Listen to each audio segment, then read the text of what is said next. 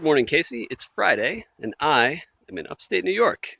As you can tell by the lack of anything interesting around me. Look at that. Yeah, this is actually the second time I'm doing this video. The first time I did pretty successfully, but I had my phone turned up and down rather than landscape, so it's not going to work on YouTube. So I'm going to give it another go. Anyway, I have been drinking the Southern Tier IPA.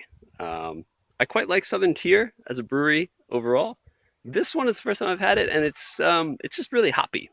It's got kind of not a very complicated flavor profile, but it's not bad. I would put the IBUs probably in the 80 range. It doesn't have the nice like citrusy, piney kick that I usually look for in an IPA, so not my favorite from these guys, but not bad either. Certainly better than that Asahi, the Dream that you had the other day. Man, you poor bastard. Anyway, so given my circumstances, I'd like to talk to you a little bit about jet lag. So, Tokyo, where I usually am, is about 13 hours ahead of New York, which is where I am now. Which means that at about 4 p.m. local time, my brain thinks it's about 3 a.m. Tokyo time, and I am miserable. This happens to me every time I come home. I spend about the first week or so getting over the jet lag, and alternately wanting to either just take a nap or die. Either one of those would be an acceptable solution to my horrible time confusion problem. You could probably hear a lot of geese in the background right now too. My neighbor has geese. Anyway, yeah, I spend my days just miserable, and I spend my nights wide awake while everyone but the geese, everyone is asleep. Um, and there's only about 1,000 people in this town, so even if I was awake during the day, there really wouldn't be all that much to do. There's, like I said, about 1,000 people and about 1,000 million squirrels hanging out here, and the geese are a new installation. um, so yeah, jet lag sucks.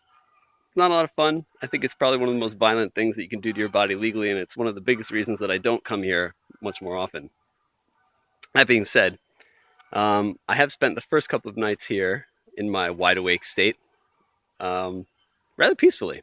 I think that was one of the silver lining things, maybe the only silver lining to my current condition. Like last night, I watched the video that you posted.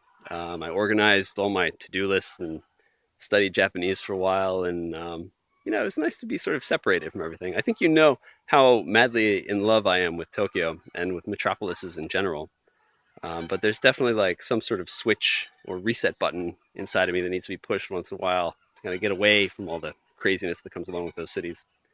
And, being in the middle of nowhere, wide awake while everyone else is asleep, is a good way to do that and kind of get my brain back to, I don't know, back to something more normal, away from all the madness and stuff that usually accompanies my life in Tokyo. I'm away from all my worldly possessions, from all the people that I know. I only have one computer with me instead of half a dozen. So it's a nice change of pace. That's about it for me. Otsuka on the video, my man. I'll get hopefully a little bit more interesting beer for you the next time, and I'll catch you on the flip side. Peace.